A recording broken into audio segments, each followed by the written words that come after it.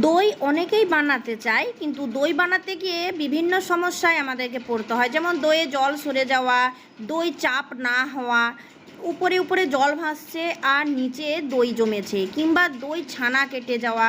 এই সমস্যাগুলোর সম্মুখীন আমরা অনেকেই হই। তার জন্যই কিন্তু যারা দইয়ের দই প্রেমী, তারা কিন্তু মিষ্টি দোকানেই দই কিনে খান। আর দোকানে বিভিন্ন রকমের অ্যাসিড দিয়ে, বিভিন্ন রকমের রাসায়নিক পদার্থ দিয়ে দই বানানো হয়। তো বন্ধুরা, আপনাদের আজকে আমি দেখাবো ঘরেই আপনি ভাঁড়ের সুন্দর চাপচাপ দই কিভাবে বানাবেন। আর এই দই খেতে এতই টেস্টফুল যে এক ভাঁড় খেলে মনে হবে বারংবার দই খায়। তো বন্ধুরা, এই দই বানানোর আসল প্রসেস আপনাদের আমি বলে দেব।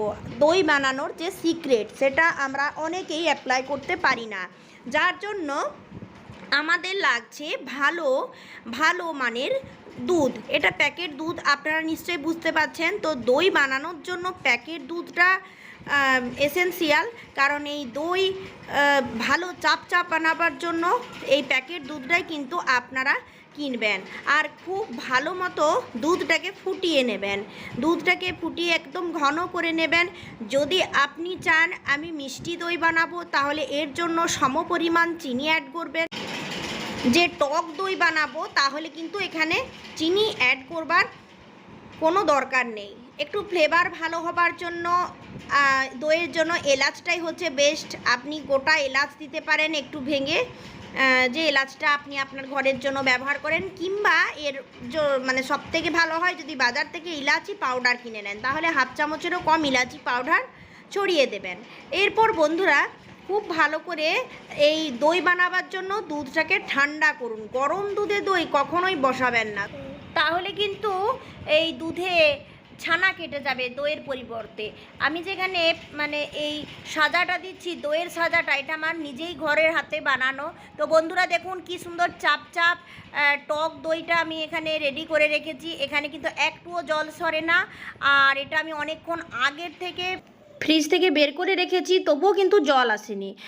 দইটা যদি আপনি ভালো মতো বসিয়ে দেন, আর যদি এমনি নর্মাল টেম্পারেচারেও রাখেন, তাও কিন্তু জল আসবে না। তার জন্য দুধটা ভালো হওয়া দরকার। প্রথমে মিষ্টি দই বসান আর টক দই বসান। ভালোভাবে দইটাকে নিয়ে যে সাজাটা দিয়ে আপনি বসাবেন, তাতে খুব ভালো করে একটু ফেটিয়ে নেবেন। এই দেখুন, একটু দইটাকে পাতলা করে নেবেন, না হলে কিন্তু চাপ হয়ে দানা বেঁধে যাবে দুধে দেওয়া মাত্রই। আমি এইভাবে একটু ফেটিয়ে নিচ্ছি। অনেকে আবার জল ঝরতে দেয়, তবে যে টক দইয়ে জল থাকে, সেই টক দই কিন্তু আপনাকে জল ঝরিয়ে তারপর বসাতে হবে। এর সাথে আপনি আমুল দুধ দিতে পারেন। তো এখানে আমি কোনো অন্য কিচ্ছু মেশাচ্ছি না, কেবলমাত্র দুধ দিয়েই যে দই তৈরি হয় সেই দইটাই করছি। আর এটা কিন্তু ভীষণ টেস্টফুল। তো আমি এখন আপনাদেরকে মিষ্টি দই বানানো দেখাচ্ছি।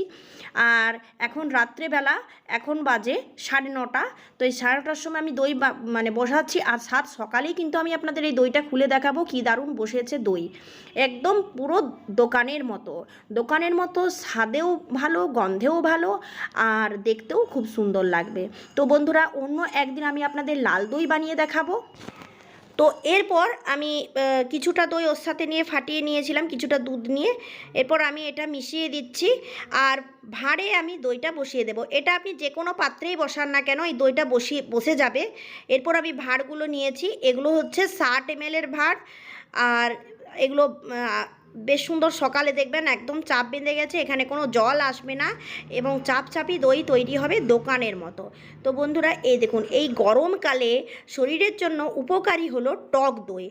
আর যারা মিষ্টি দই খেতে ভালোবাসেন, তারা সহজেই চিনি দিয়ে মিষ্টি করে নিতে পারবেন। আর উপকারী হলো টক দই। বন্ধুরা, এই গরমের দিনে দই অবশ্যই খান।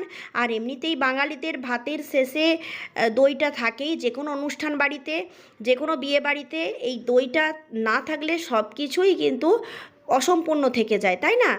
আর দইকে শুভ বলেও মানা যায়। তো তার জন্য বন্ধুরা, দইটা আপনারা কিন্তু ঘরোয়াভাবে তৈরি করে বাচ্চাদের খাওয়ান, এবং এই গরমের দিনে নিজেরাও খান। অনেকে এই দই দিয়ে রায়তা বানান। তো রায়তা বানানোটা আপনাদের আমি একদিন দেখিয়ে দেব। এই গরমকালে সহজেই কিন্তু রায়তা বানিয়ে আপনারা খেতে পারেন ভাতের সাথে। হেভি লাগে, টেস্টি লাগে, তার সাথে সাথে শরীরের জন্যও ভালো। এখন বাজে সকাল 6:30 আর আমি একটা একটা ভাঁড় তুলে আপনাদের দেখাচ্ছি এবং আস্তে আস্তে নাড়িয়ে দেখাচ্ছি। কোনো রকম জল সরেনি, যেভাবে আমি বসিয়েছি সেইভাবেই কিন্তু দইটা বসে গেছে। ওই দিকের ভাঁড়টা দেখুন, ওই দিকের ভাঁড়ে কিন্তু একটু দইটা হেলে গেছিলো, মানে দুধটা একটু হেলে গিয়েছিল, যার কারণে এইরকমভাবে দইটা বসেছে। এটা সমান দুধটা পড়েছে, যার কারণে এইভাবেই বসে গেছে। আমি এত রকমভাবে নাড়াচ্ছি, কোনো রকমভাবেই কিন্তু দই নড়াচড়া করেনি। তো এখন আমার কাজ কি বলুন তো বন্ধুরা, এখন কাজ হচ্ছে একে ফ্রিজ করে দেওয়া, মানে ফ্রিজে রেখে দেওয়া, যাতে খেতে মজা লাগে আর একদম আরও চাপচাপ মানে তৈরি হয়ে যায়। তো চলুন বন্ধুরা, দই যখন সিম্পলিভাবে বসে গেছে তাহলে এটা আমি ফ্রিজে রেখে দিই। একটার পর একটা দই বসিয়ে দিচ্ছি, আর পুরনো যে দইগুলো সেগুলো আমারই বসানো। এমনিতেই দই বানানো দই খেতে খুবই ভালো লাগে, অন্য কোনো উপকরণ না দিয়ে কেবলমাত্র দুধ দিয়ে দই বানিয়ে ঘরে এইভাবে নিজেরা তৈরি করে খেতে পারেন, বাচ্চাদের খাওয়াতে পারেন, আর দই দিয়ে ঘোল তৈরি করে খেতে পারেন, যেটা খুব উপকারী। ধন্যবাদ।